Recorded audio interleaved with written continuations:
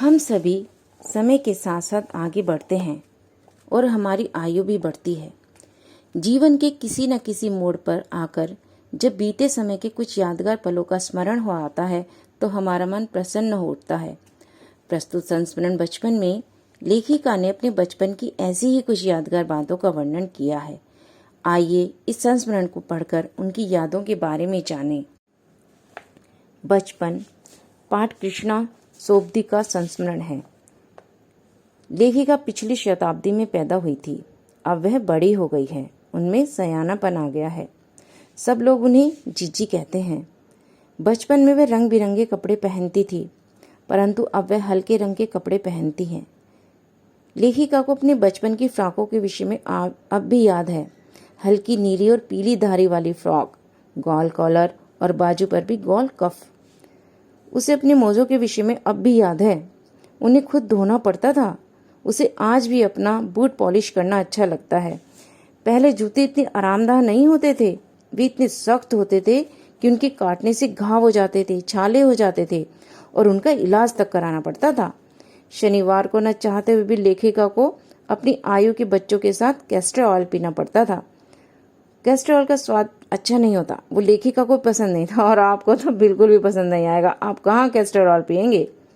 उस समय रेडियो और टेलीविज़न नहीं थे, केवल कुछ घरों में ग्रामोफोन हुआ करते थे।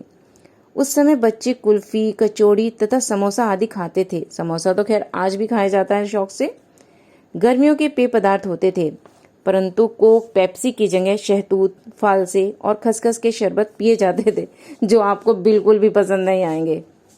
बचपन में लेखिका को पेस्ट्री और चॉकलेट पसंद थी, जिसे वे रात के खाने के बाद आराम से बिस्तर में लेटकर खाती थी। उसे शिमला के काफल, चना जोर गरम और अनारदाने के चूर्ण बहुत पसंद थे। चने जोर गरम की पुड़िया जो तब भी थी, वह अब भी नजर आती है। आप स्कूल के बाहर निकल के देखेंगे तो वो पुड़िया तो आपको आज भी नजर आ जाएगी।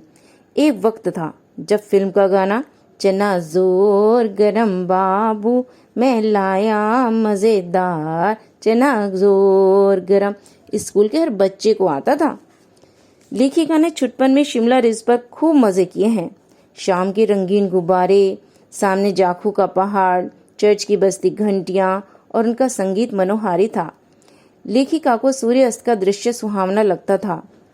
उस समय आजकल के समान तेज रफ्तार वाली रेलगाड़ियां भी नहीं थी। रेलगाड़ियां मतलब ट्रेन। कभी कभी हवाई जहाज देखने को मिल जाते थे।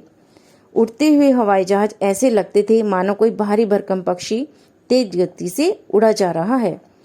लेखिका को शुरू शुरू में चश्मा लगाना अटपटा लगता था। डॉक्टर कहते थे कि वह बाद में उतर जाएगा, परंतु अब तक तो यह चश्मा उतरा नहीं।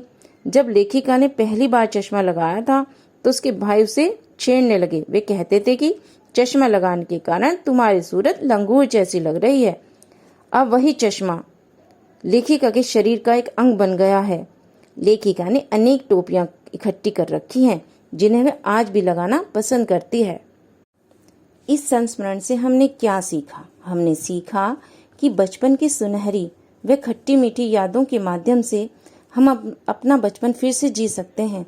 इसके साथ साथ भावी पीढ़ी को नए और पुराने जमाने में हुए बदलाव के बारे में बता सकते हैं।